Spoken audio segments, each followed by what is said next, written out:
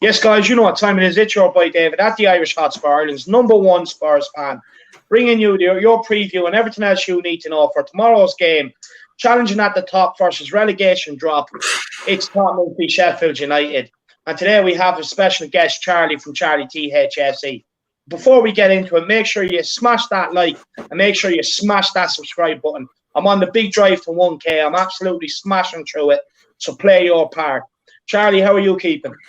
Yeah, good, David. Thanks for having me on, as always. Yeah, I mean, we were talking a lot on my channel earlier, so I think my voice is slowly going and my headache's sort of increasing. So, yeah, I'm happy to be on as always, David. You know I am. And I think, yeah, a game for Tottenham that are we going to win? Are we going to put to bed? Or are we going to concede from a set piece in the last 10 minutes? We can only wait and find out on Sunday. But, yeah, David, of course, thanks for having me on. It's going to be an interesting preview this week, that's for sure. Yeah, no problem at all. Look, Charlie, you know, this club gives us many a headache, so I don't blame you. But look, thanks very much for coming on into the House Army out there. I know it's late. Sorry, I've been a busy boy today. I've had a lot of things to do. But look, my commitment to you, as always, I'm getting the video out. So look, everything you need to know about the game. Obviously, we're away at Bramall Lane to Sheffield United.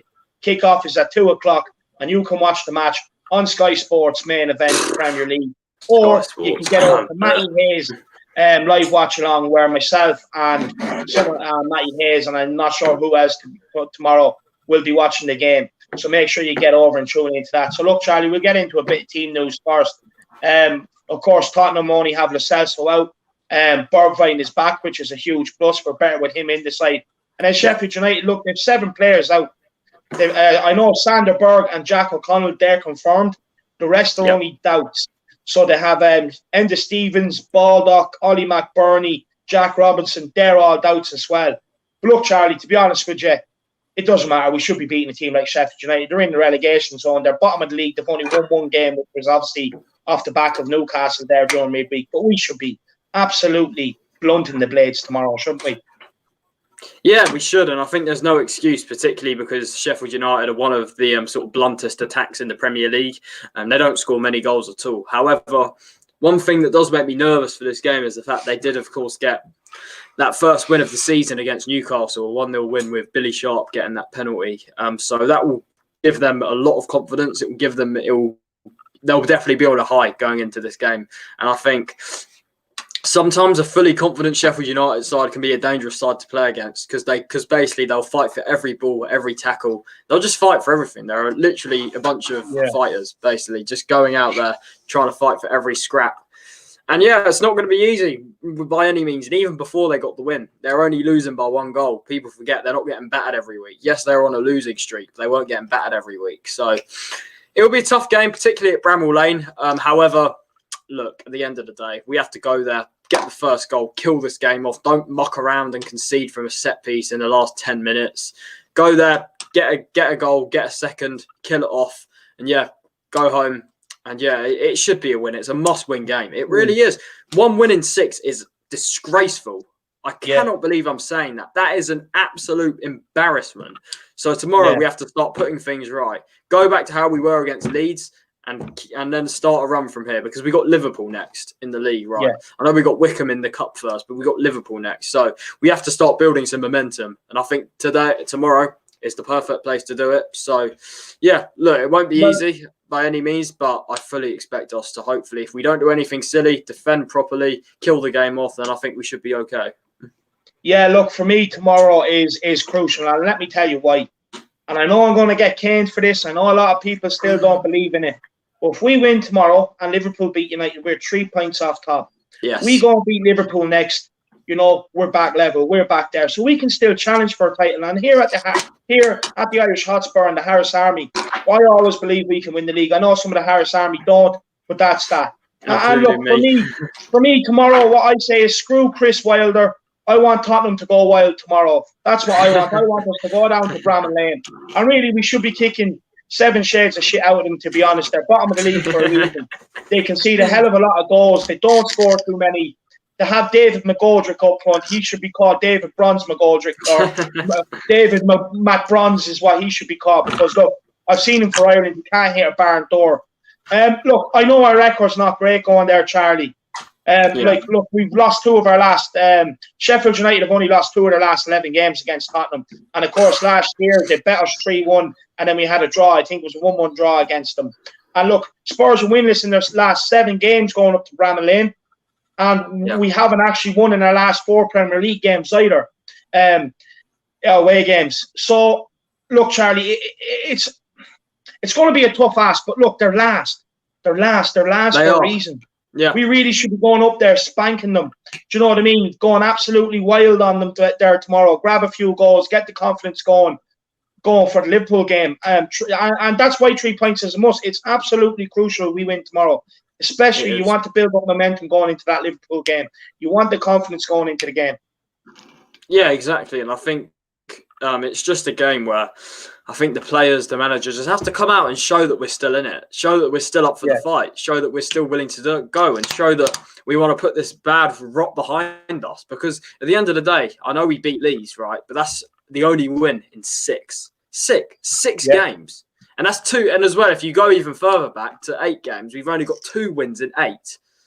That is unacceptable. That is unacceptable for me. And I think we have to put it right tomorrow, start putting things right again, start going on another run. And hopefully, it's just so crucial to win tomorrow. I think if we don't win tomorrow, I'll genuinely question where we're going. Genuinely, I'll question where we're going as a club in the league this season if we don't win tomorrow. So, yeah, it's a must-win against bottom of the league. Won't be easy, as I said, due to everything I just said about them not getting battered at all, really. They're only losing by fine margins. So it won't be easy at all.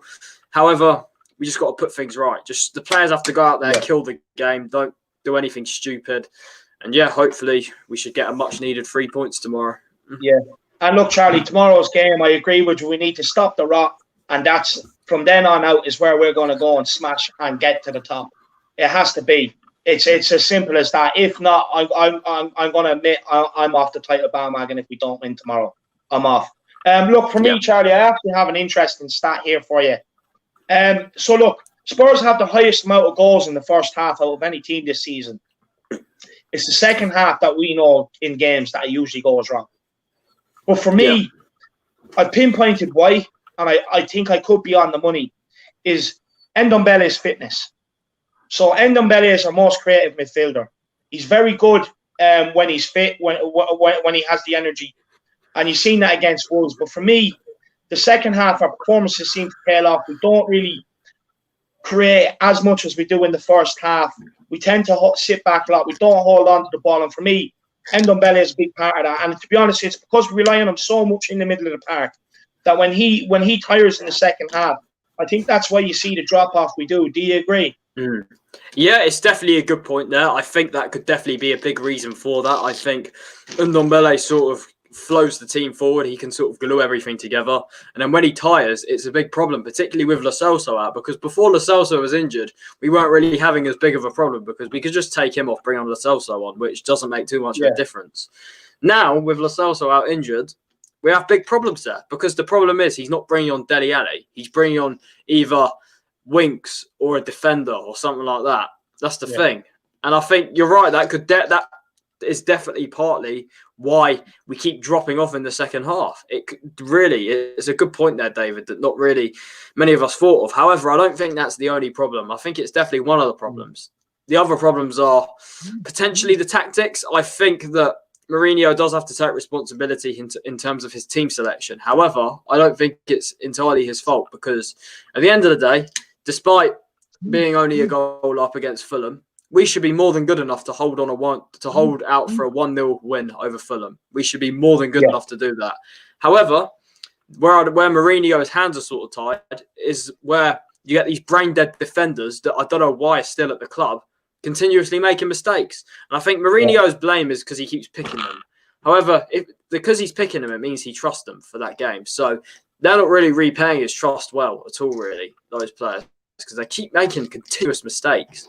And I think, there's many aspects in it. I think, as you said, the Ndombele one is definitely part of it. It's a good point there, 100%. Thank you very much. Look, and for those people who say I don't know football, I hope you understand my point, and I hope you realise I do actually understand football. And look, Charlie, the way how we should approach this game. it's obvious by the stats that we start fast, we try to score early and try to kill the game off in the first half. And for me, it's crucial we do that tomorrow. We can't sit back on a 1-goal lead against these tomorrow. No. They will pepper us with set pieces. They are a big physical side, and set pieces is our weakness. We've conceded 16 goals this season, which is the second least amount in the league. Okay?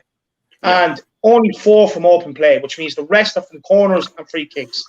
Okay? Penalties. That's not good enough. Yeah, well, a couple of penalties, yeah, sorry. Yeah.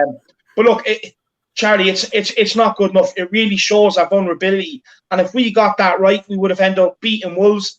We would have ended up beating Newcastle, Crystal Palace, West Ham.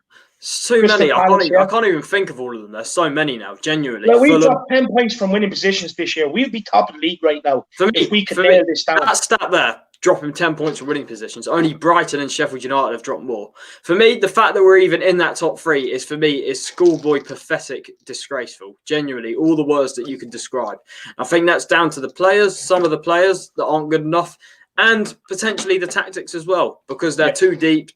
So I think, look, for that stat there, for the set pieces, everyone has to take responsibility, but particularly the individual mistakes, the individual errors caused by players which aren't good enough to be representing the club and need to go. 100%. I fully agree with you. But look, Charlie, for me, look, they don't score a lot of goals. I honestly do believe that if they're going to get any luck tomorrow, it will be from set pieces. So this brings me on to my next question. But it doesn't. The thing is as well, like not just because it's Sheffield United, right? We're very good from open play. So no matter what, it seems to me like no matter what team we're playing, right? We're capable from open play, but everyone always gets us at set pieces. So for me, yes, more so with Sheffield United, but for me that applies to every team that we've been playing this season. Genuinely, it's that annoying and that frustrating. For me, I think, look, if we score 2 goals tomorrow, it's over. Honestly, I think asking them to score 2 goals is a big ask. I don't think they have it. Especially with Lee and Bruce from McGoldrick up front. I don't think they're good enough, and I don't think they're going to keep them in the league. So I do hope that Ollie McBurney is out. But look, for me, key battles now, Charlie. This is what we're going to next, key battles. So I think John Fleck, as it stands, is their best player at the minute. Everything kind of, if he's on fire, they're good going forward. If he's not, they're very blunt, to be honest. The blade is blunt. So there's no cutting edge to the blade. And for me, like, I think, Højbjerg should be enough to keep Fleck quiet. The only thing I will give McGoldrick if he does play, he doesn't play as your traditional striker that sits up on whoever plays centre back for us tomorrow, whether it be Dyer, Roden, or Alderweireld. For me, like watching Ireland, Charlie, he tends to drop deep a lot, and he's very effective at it. He's very effective. So how would you go about getting on? Stopping McGoldrick picking up the ball a lot deeper and affecting the game from there. Because if you make him play up against the likes of Dyer and Alderweireld, trust me, he's no good. Yeah, no, I think, look, personally for me, I don't know as much about McGoldrick as you. I know that he can be a threat, that's for sure, especially in the air. I think he, obviously a physical type of striker that we know. Yeah. But as you said there, him dropping deep, I think that's when you bring in someone like Højbjerg or your extra midfielder in there, maybe like a Sissoko, I think, depending on who plays. I think, look, McGoldrick, he can be stopped. I think he's the type of player that if you give him space, he can be dangerous. However, if you don't give him space, I think he can be largely ineffective. And I think that goes the same with Burke, their other striker. I think he's someone that likes to run in behind. He's more so than McGoldrick. Burke has sort of more pace about him. I think he's a sort of, can be, if you give him space, he can sort of run into it. However, again, similar to McGoldrick, if you just don't give him space, I think he's largely ineffective. However, on to their midfield as well. We noticed last season, despite them having a very good season, they still lacked goals in terms of they were winning a lot of games 1-0. And I think a lot of their goals actually came from midfield last season. You look at Lundstrom, who is someone who's running out of contract this summer. He's a player that can get a goal. You got, as you said, Fleck as well, someone that he seems to be their sort of workhorse in there in that midfield. You look as well, Norwood, who's a player who has sort of a good long shot on him, good from long range and stuff. So they do tend to get quite a few goals from midfield. And I think players like Højbjerg and Ndombele, I think we can definitely get the better of them in midfield. But for me, at the end of the day, the key battle in this game is in the air. And the thing is, will we deal with the set pieces? Will we deal with balls into the box? We'll have to wait and see. Only that game will tell tomorrow. Look, sorry, for me, Charlie, look, they're missing a lot of their key players that kind of helped them play the way they played last year. And it's reflected in the results so far this year. But Tottenham, we've struggled when we've come up against a back five. We're going to see a very similar thing again tomorrow against Sheffield United. How do we break them down, and how do we finally get over this hurdle of how do we finally get over the hurdle of struggling against a team with a back five? What do we need to do different?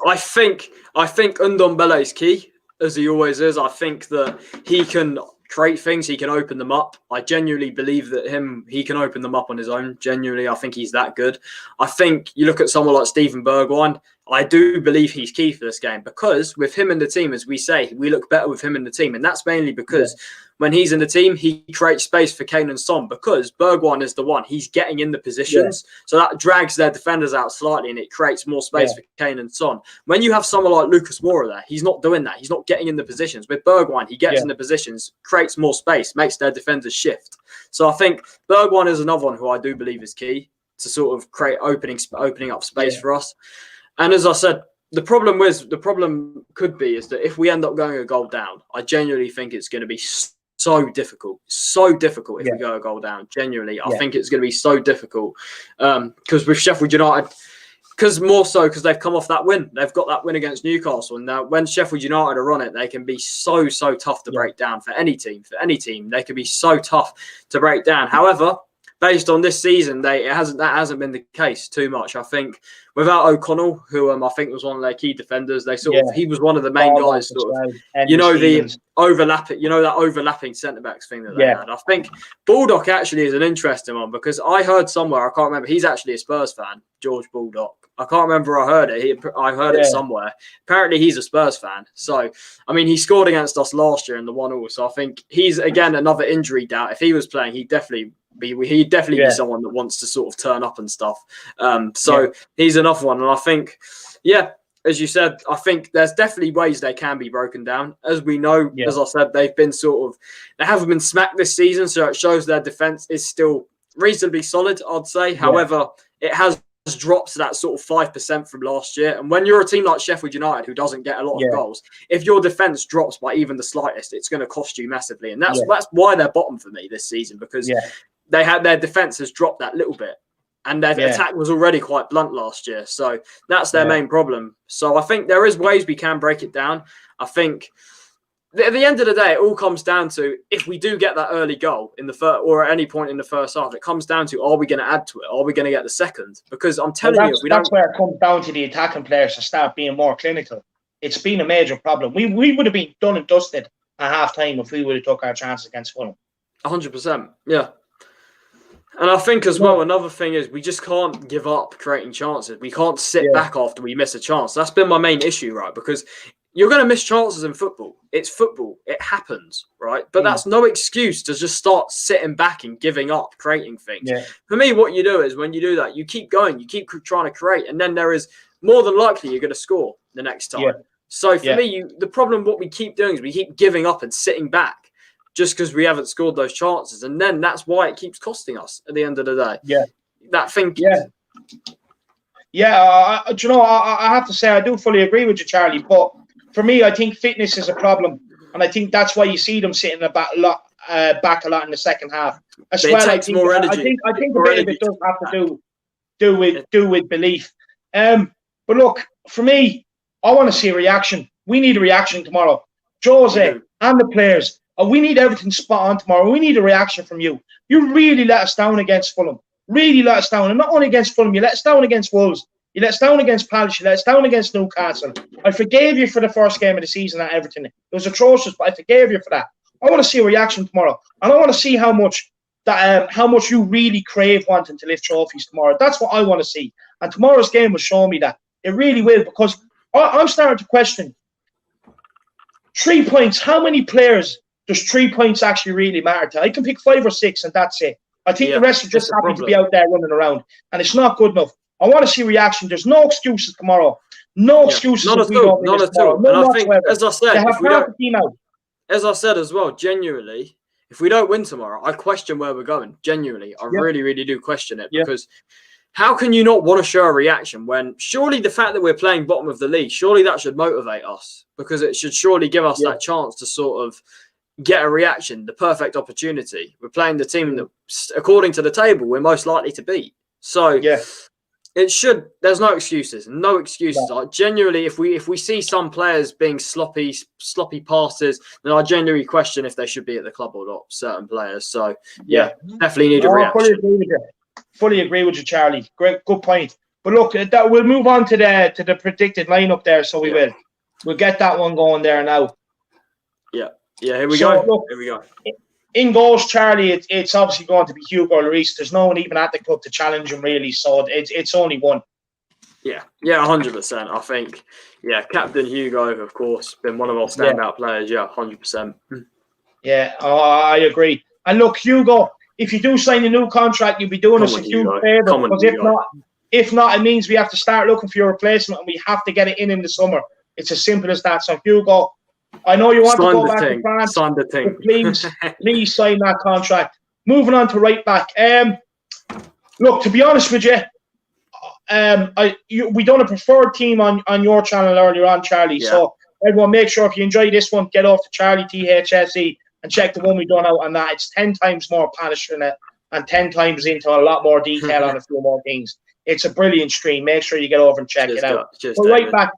Look, Charlie, I know you wanted to Tanganga. Yeah. I agree with you. But look, today I'm going to go with what I think Jose is going to do. Okay. We'll go with that. You might see Matt Doherty back in at right back. I was thinking that as well. I think simply because of Aurier's mistake partly, it wasn't entirely his fault. Partly at fault for the goal against Fulham. I think I wouldn't be surprised if Doherty comes back in as well because of the set pieces and stuff, the height that Sheffield United are going to try and exploit. So I think, I wouldn't be at all surprised if Doherty comes in. But the reason why I want Tanganga is because neither Doherty or Aurier have been good enough. It's as simple as that. I just want to try something new there and put Tanganga in there. So for me, I want Tanganga. However, I'm not sure if he'll go with him. I think Matt Doherty comes in. Yeah, I agree with you. And I agree, my fellow countryman. He's been absolutely shit, to be honest. But I have a sneaky suspicion tomorrow he's going to come out of his shell. Moving into centre back. On the right hand side, we're going to go Toby Alderweireld. He's back in. There's no excuses. They have no pace up front tomorrow. If it's McGoldrick.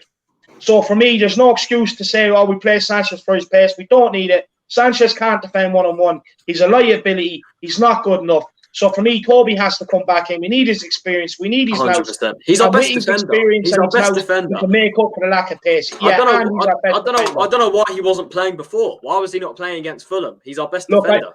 He should be the first name on the team sheet in the defence for me. I agree with you, Charlie. But look, to be honest with you, I actually think Mourinho kind of hasn't played him over the Christmas period to reserve him for a longer term. Because look, if he played all them games, he'd be bollocks by February. So for me, I think Mourinho's thinking long term and the amount of games we will have coming up. I think so. Yeah, maybe. Moving in beside him, Charlie. Look, personally, I want to see Roden. I actually want to see Dyer dropped. I really do. I think he deserves it. I think he deserves a kick up the arse. Yeah. I think he deserves an absolute rollick and a kick up the arse, and he needs to be shook up a bit. But Mourinho loves him. He's Mourinho's love child, and I'm convinced Mourinho must have had an affair somewhere. I think it could be actually his real child. So for me, look, I'm going to put Dyer in because I think that's what Mourinho is going to do. I know Marcelo's going to absolutely cane me for that. But look, I'm picking this one based on what I think Mourinho is going to do. Look, I know you have a lot to say, Charlie, so go on, have your say. Yeah, look, I think I agree with you. I think Dyer needs to be dropped. He's been awful since the City game, to be honest. I think he needs a kick up the arse, as you said. He needs to be dropped to sort of learn his lesson. And I think the problem is the favouritism thing. Because if Mourinho is going to come out and rip into Dele Alli after the Stoke game, where's the same energy for Dyer, who is making far worse mistakes, when Dyer he's cost us about 6 points this season, right? He needs to be dropped. He needs to be taught a lesson. He needs to be dropped. He needs competition there for placing. I want to see Roden in there because of this height. Roden is 6'4". He could potentially help with the set pieces. And the problem is Dyer, he's meant to be good in the air. Where was that against Fulham? Where was it against Liverpool? he just doesn't seem to be good in the air when he's meant to be. And I think Dyer just simply has to be dropped because at the moment he's not good enough. It's as simple as that. And I want to see Rodon in there, but because Mourinho's obsessed with him, because Mourinho probably, like, I don't even know what's going on between there. Is it genuinely because they both speak Portuguese? Like, is that why? But yeah, I think it will be Dyer. I hate to say it, but it will be. That's just the sad matter of the facts. On your point about where's he saying passion with Dyer when he fucks up. For me, it's two different scenarios because whether people like to accept it or not, right, it's reality and it's what Mourinho has to work with at the club. So Toby Alderweireld this is probably going to be his last full season at this level. And then next season, if he stays at Tottenham, I think, honestly, he'll be a big part player. He's getting on. His legs won't carry him for too much longer. So for me, when you're looking at the next best option to take over from Toby, when you don't have anyone else there to pin your hopes on, and you might not have the money to go out and get the centre-back you want, he has to be playing Dyer beside Toby to get the experience so Toby can pass on messages, get his positioning right and everything else. Because he's going to be our long-term starting centre-back, Dyer. Please, honestly, until we go and sign a centre-back, he's your guy. And it's just reality. People need to accept it and try and see it. I agree with you. If we had other centre-back options at the club, like genuinely, like say if we had a Milinkovic and players like that, Dyer would be my first one dropped. But you have to think realistically when the head's screwed on. You have to think from Mourinho's position. Whether you like it or not, that's the stark reality of it. And so, like, the thing is, if he's going to be the long-term option, he's not going to call out Dyer in that sort of way. You can guarantee he'd probably rollick him in training, but he's not going to do it in the press. But with Dele Alli has shown poor attitude. That's why he's in the position he is now. End of. And the thing is, Mourinho's tried being nice. He's tried, he's tried putting a flame up his arse. He's tried calling him out in the press. He just hasn't got the reaction. Dele doesn't want to play Mourinho's way. Mourinho then doesn't trust Dele. So we're at that situation, and that's why Mourinho calls him out in the press, in my opinion. But look, we'll forget about that. We'll move on to left back. For me, I know we put Doherty in because he's high and to deal with like set pieces and stuff like that. But for me, Reguilon's become undroppable, especially with his 2 assists over the last few weeks. 100%. Yeah, he's been phenomenal, especially against Fulham. I think Davies, fair play to him. He did have a couple of good games, but at the end of the day, Reguilon's just an all-round better player, and he's going to get assists like he did against Brentford and against Fulham. So I think Reguilon has to start. I think the problem is as well, part of me saying that he'll go for Davies simply because of the sort of set pieces and stuff. That's sort of what I'm just feeling. You might go with Davies. But for me, because of Reguilon's performance against Fulham, Reguilon cannot be dropped. Despite everything I just said, Reguilon cannot be dropped because of that fantastic performance against Fulham. Charlie, he's the only one that could come off the field with his head held high. And at the end of the day, like you've seen against Brentford, like you've seen against Fulham, and there's been a couple earlier on throughout the season as well, he's the only fullback that can put the ball in with an invitation on it to go on attack. He puts in a delicious ball. He does. Do you know what I mean? Oh, if that was a Burger King, you'd be all over that. Do you know what I mean? Honestly, it's a great ball. It's brilliant. So he's undroppable as far as I'm concerned. Look, moving into the holding midfielder, for me, I'm going to go 1 number 6 and 2 number 8s. So for me, my number 6 is obviously Pierre-Emile Brickhouse. Look, I know he was poor against Fulham. He put in 8 ground duels and only won 2 of them. We know how good he is. That to me shows there was a lot of breaking ball. Then you have Harry Winks, who put in 2 ground duels, right? Didn't win any of them. So he didn't go in and try and help Højbjerg in there. So for me, Højbjerg, look, I know you didn't get any help off Winksy, but we need better. We need better. So come on, give it to us. Come on. And we know that was just an off day for him, and we know that he's going to bounce back from this 100%. Man made of steel. He's an absolute legend. Again, I'm going to order a new jersey with him on the back that day. He's a god. Right. So look, moving on to the on the left-hand side of midfield, I'm going to go Ndombele, Charlie. Yeah. It has to be. Look, I know it's going to be a big ask to ask him to play Fulham and Southampton because and Sheffield United. We know he has fitness issues, but without him in the midfield, especially with the Celso injured, we've no creativity. Zero. He has to play. Yeah, 100%. Yeah, and I think Mourinho will play him. That's one that we can confidently say that he will be in the team. So Ndombele, I love watching him. I really, really do. Even in this bad patch, he's still a joy to watch, Ndombele. So Ndombele on that left side of the midfield. Yeah, 100%. And to the right hand side, look, I know Winks looked like one of our better players. He done well in the past, and I suppose against Fulham. But look, for me, it's absolutely unforgivable. And in the area of the pitch where you turn over ball and you compete for the ball most, to put in 2 duels, it's unforgivable. People talk about passion with this guy. No, there's none. There's zero. That tells you there is zero passion. He's afraid, and he's never going to cut it at this level without the aggression of it. You need any top-class player has to have that aggression and desire to win every ball. He doesn't have it. So for me, this is why this man comes back in. It's Mousa's a soul train. Look, honestly, I agree. He was poor against Fulham. He was on the right wing. He should never have been out on the right, though. He should never have been out on the right. That was a disgrace. So for me, Mourinho has to hold his hands up for that. But Moussa, get him back in the middle and let's plough on. For me, I actually think he's had a really good season in there, and I want more of the same from Mousa's soul train. Yeah, 100%. I think for me, with the likes of Fleck, Lundstrom, we're going to need to get sort of the better of them physically. And I think in terms of Winks, I wouldn't be completely surprised if he went with Winks because of like the sort of passing and stuff, trying to get it into our attacking players quicker. However, I'm in agreement with you, David. I think he has to go with Sissoko because we need that physicality in there. And I think we missed it against Fulham. It's simple. Yeah, exactly. We can't afford to get overrun in this game. So I think Sissoko in there. Yeah, 100%. Moving on to the left-hand side, Charlie. It's going to be Sonny all day. 100%. For me, look, he missed a massive chance against Fulham. Let's be honest, when he hit the post. But look, to be honest, I was surprised he hit the post because as soon as it left his foot, I knew it wasn't going in. Yeah. For me, over the last few games, he's been hit and miss. Yeah. Son now needs to start getting a bit of consistency. That consistency him and Kane had coming up to this bad period, we need that back out of these two guys again. And it starts with Sonny. Sonny has the legs. We can go in behind. He has the trickery. And for me, we need to see Son on top form tomorrow. And as well, I fancy Son to bounce back tomorrow. I really, really do. I do fancy him to get a goal tomorrow. I do. Good, Charlie. Do you know what? I hope you're right, and I love the confidence, man. This is what the Irish Hotspur is all about. So you fit right in over here. So look, Harry Kane obviously up top for me.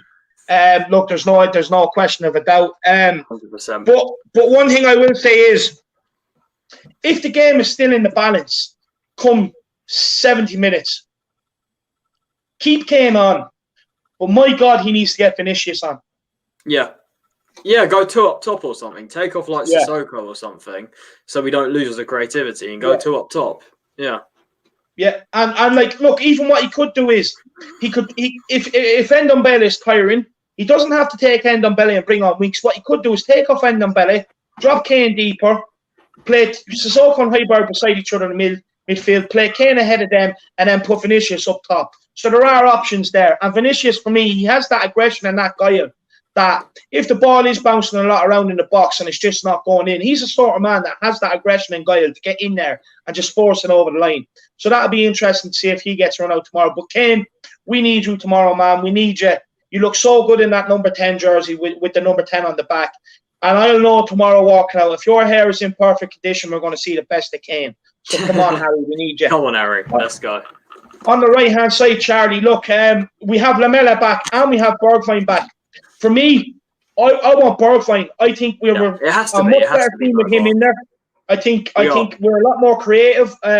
It gives other teams another threat to worry about, because usually, if it's not Bergwijn, whoever else is on the right, they're not getting in the position. That ball down that side. Yeah, they're not, because they know there's no decent cross coming in. Do you know what I mean? So for me, it has to be Bergwijn. But one thing I will say is, I'm going to stick Bergwijn in, but because he's only coming back from illness, I wouldn't be surprised to see either Lamela or Lucas start with Bergwijn coming off the bench. Bale, maybe. Bale's fit and ready, so. Yeah, I don't know, but did you actually, this is what I want to talk to you about quickly. Sorry, Charlie. There was a tweet that We Are Tottenham TV put out. It was like a caption. It was like a little video of the training ground, but in the background you could hear him. I saw that, yeah. In the background you could hear Mourinho saying, would you rather go back to Madrid where you're not going to play, or would you rather play here? Or something to that effect. Who do you think that was aimed at? Reguilon or Bale? I think it could be either. I think maybe Reguilon, because there's that sort of buyback clause in there. So, look, hopefully it's Reguilon, because we know that Madrid at any point in any, sort of the next 2 windows, they can buy him back. And hopefully Reguilon is sort of happy at Tottenham, because at the end of the day, it is down to him. But I think it could be either. It's hard to tell for me, to be honest. It could be Bale or Reguilon for me. Yeah, it could be either. I'm going to put my bets that it's Bale, purely because he hasn't given his all in the jersey, I'll be honest with you. Reguilon's been given a lot more, and I'd be surprised if Mourinho's having a go at him with the way he's playing at the minute. But look, I'll just give you another quick run through the lineup. So we have Hugo in goals.